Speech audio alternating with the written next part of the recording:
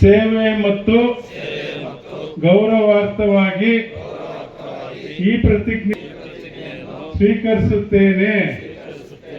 ನಾನು ಇವತ್ತು KGF ಕ್ಷೇತ್ರದ ಗ್ರಾಮಾಂತರ ಮತ್ತು ನಗರ ಭಾಗದಿಂದ ನಮ್ಮ ಇಬ್ಬರು ಅಧ್ಯಕ್ಷರುಗಳ ನೇತೃತ್ವದಲ್ಲಿ ನಮ್ಮ ಈ ಆತ್ಮನಿರ್ಭರ ಭಾರತ ಕಾರ್ಯಕ್ರಮದ ಉಸ್ತುವಾರಿಗಳಾದಂಥ ಲಕ್ಷ್ಮಣಗೌಡರು ಮತ್ತು ಶಿಲ್ಲಂಗೇರಿ ಮಹೇಶ್ ಅವರು ಕೂಡ ಈ ಕಾರ್ಯಕ್ರಮದಲ್ಲಿ ಭಾಗವಹಿಸಿದ್ದಾರೆ.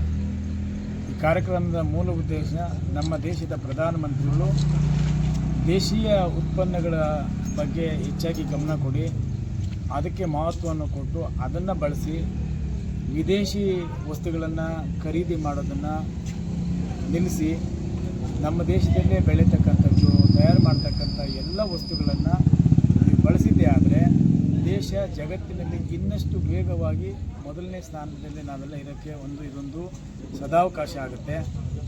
ನಮ್ಮ ದೇಶದಲ್ಲಿ ಜಗತ್ತಿನಲ್ಲೇ ಭಾಳ ದೊಡ್ಡ ಸಂಖ್ಯೆ ಇರ್ತಕ್ಕಂಥ ದೇಶ ನಮ್ಮದು. ಹಂಗಾಗಿ ಬೇರೆ ಬೇರೆ ಸಣ್ಣ ಸಣ್ಣ ದೇಶಗಳೆಲ್ಲ ಕೂಡ ಆ ದೇಶಗಳಲ್ಲಿ ಉತ್ಪನ್ನ ಆಗುವಂಥ ವಸ್ತುಗಳನ್ನು ನಮ್ಮ ದೇಶದಲ್ಲಿ ಮಾರಾಟ ಮಾಡಿ ಇಲ್ಲಿನ ಹಣವನ್ನು ಆ ದೇಶ ಅಭಿವೃದ್ಧಿಗೆ ಆಗೋದಕ್ಕೆ ಮಾಡ್ಕೊಳ್ತಾರೆ. ಅದಕ್ಕೆ ಅವಕಾಶ ಮಾಡಿಕೊಡ್ಬೇಡಿ. ನಾನು ಏನೆಲ್ಲ ಕಾರ್ಯಕ್ರಮಗಳನ್ನು ಈ ದೇಶಕ್ಕೆ ಕೊಡ್ತೀನೋ ಅವೆಲ್ಲವೂ ಕೂಡ ನಿಮಗೋಸ್ಕರ. ಅದಕ್ಕಾಗಿ ದೇಶೀಯ ಉತ್ಪನ್ನಗಳಿಗೆ ಮತ್ತು ದೇಶೀಯ ಬೆಳೆಗಳಿಗೆ ಗೌರವವನ್ನು ಕೊಟ್ಟು ನೀವು ಆ ಕಡೆ ಅದನ್ನು ಖರೀದಿ ಮಾಡಿ ನೀವು ಅದಕ್ಕೆ ಮಹತ್ವವನ್ನು ಕೊಡಿ. ನಮ್ಮ ದೇಶದ ಒಳಗಡೆ ಇರ್ತಕ್ಕಂಥ ರೈತರಿಗೆ ಮತ್ತು ಉದ್ಯಮಿಗಳಿಗೆ, ನಮ್ಮ ದೇಶದ ಉದ್ಯಮಿಗಳಿಗೆ ಇನ್ನಷ್ಟು ಅವರಿಗೆ ಸ್ಫೂರ್ತಿದಾಯಕವಾದಂಥ ಕೆಲಸ ಕಾರ್ಯಗಳಾಗ್ತವೆ. ಆ ನಿಟ್ಟಿನಲ್ಲಿ ಆತ್ಮನಿರ್ಭರ ಭಾರತ ಅನ್ನುವಂಥ ಕಾರ್ಯಕ್ರಮವನ್ನು ಕೊಟ್ಟು ನಮ್ಮ ಪಕ್ಷದ ಮುಖಂಡರುಗಳು ಮತ್ತು ಕಾರ್ಯಕರ್ತರುಗಳೆಲ್ಲ ಸೇರಿ ಇದು ಪ್ರತಿ ಮನೆಗೂ ಕಾರ್ಯಕರ್ತರ ಗಮನಕ್ಕೆ ಇದನ್ನು ತೆಗೆದುಕೊಂಡು ಹೋಗಬೇಕು. ಇದರ ಮಹತ್ವ ಏನು, ಇದರ ಸಾರಾಂಶ ಏನು ಅನ್ನೋದ್ರ ಬಗ್ಗೆ ಕಾರ್ಯಕ್ರಮಗಳ ಮೂಲಕ ಈ ಒಂದು ಕೆಲಸ ಮಾಡ್ತಾಯಿದ್ದೀವಿ. ಈ ಕಾರ್ಯಕ್ರಮ ಇಡೀ ದೇಶಾದ್ಯಂತ ನಡೀತಾ ಇದೆ. ಆ ಹಿನ್ನೆಲೆಯಲ್ಲಿ ನಮ್ಮ ರಾಜ್ಯಾಧ್ಯಕ್ಷರಾದಂಥ ವಿಜೇಂದ್ರ ಅವರ ಸೂಚನೆ ಮೇರೆಗೆ ನಮ್ಮ ಜಿಲ್ಲೆಯ ಪದಾಧಿಕಾರಿಗಳು ಮತ್ತು ನಮ್ಮ ಕ್ಷೇತ್ರದ ಎರಡೂ ಮಂಡಲದ ಅಧ್ಯಕ್ಷರುಗಳು, ಪದಾಧಿಕಾರಿಗಳು ಮತ್ತು ನಮ್ಮ ಉಸ್ತುವಾರಿಗಳಿಬ್ಬರು ಎಲ್ಲರೂ ಸೇರಿ ಈ ಕಾರ್ಯಕ್ರಮಕ್ಕೆ ಬಂದು ಯಶಸ್ವಿ ಮಾಡಿಕೊಟ್ಟಿದ್ದಾರೆ.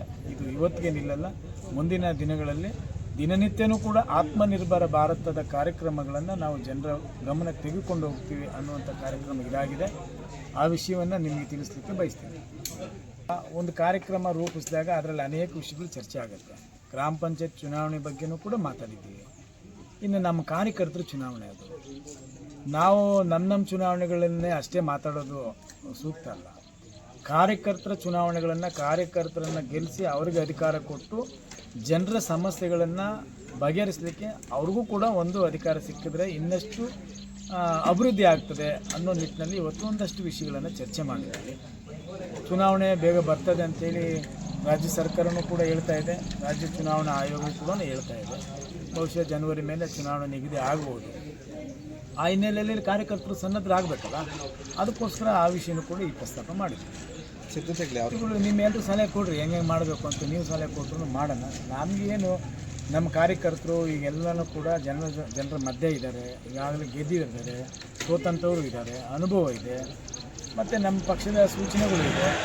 ಕಾರ್ಯಕ್ರಮಗಳನ್ನು ಯಾಕೆ ಮಾಡಬೇಕು, ಚುನಾವಣೆಗಳು ಯಾಕೆ ಮಾಡಬೇಕು ಅಂತೇಳಿ ಅನುಭವ ಇರೋದರಿಂದ ಇವತ್ತಿನ ಪರಿಸ್ಥಿತಿಗೆ ಅನುಗುಣವಾಗಿ ಇನ್ನಷ್ಟು ವೇಗವಾಗಿ ಚುನಾವಣೆ ಎದುರಿಸಲಿಕ್ಕೆ ಏನೇನು ತಯಾರು ಮಾಡಬೇಕು ಅದೆಲ್ಲ ನಾವು ತಯಾರು ಮಾಡಬೇಕು.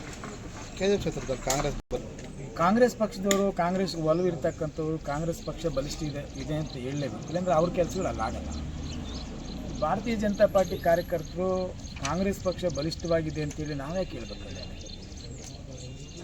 ಈ ಕ್ಷೇತ್ರದಲ್ಲಿ BJP ಸೋತಿರ್ಬೋದು, ಆದರೆ ನಾವು ಸಂಘಟನೆಯಲ್ಲಿ ಇನ್ನೂ ಇವತ್ತು ಚುನಾವಣೆಗಳು ಬರಲಿ, ಫಲಿತಾಂಶ ಬಂದ ಮೇಲೆ ನೀವೇ ಹೇಳ್ತೀರಿ ಏನಂತ.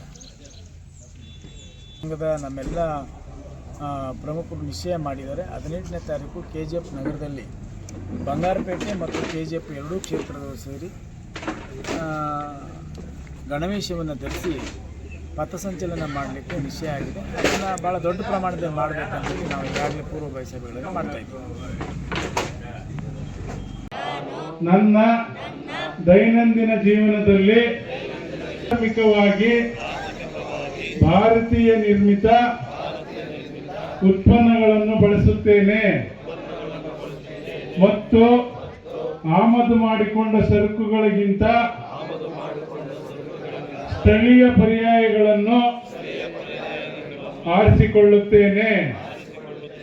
ನಾನು ಮನೆಯಲ್ಲಿ, ಕಚೇರಿಯಲ್ಲಿ ಮತ್ತು ಸಮಾಜದಲ್ಲಿ ಭಾರತೀಯ ಉತ್ಪನ್ನಗಳಿಗೆ ಆದ್ಯತೆ ನೀಡುತ್ತೇನೆ ಮತ್ತು ಸ್ಥಳೀಯ ಕೈಗಾರಿಕೆಗಳನ್ನು ಉತ್ತೇಜಿಸಲು ಹಳ್ಳಿಗಳು, ರೈತರು ಮತ್ತು ಕುಶಲಕರ್ಮಿಗಳನ್ನು ಬೆಂಬಲಿಸುತ್ತೇನೆ.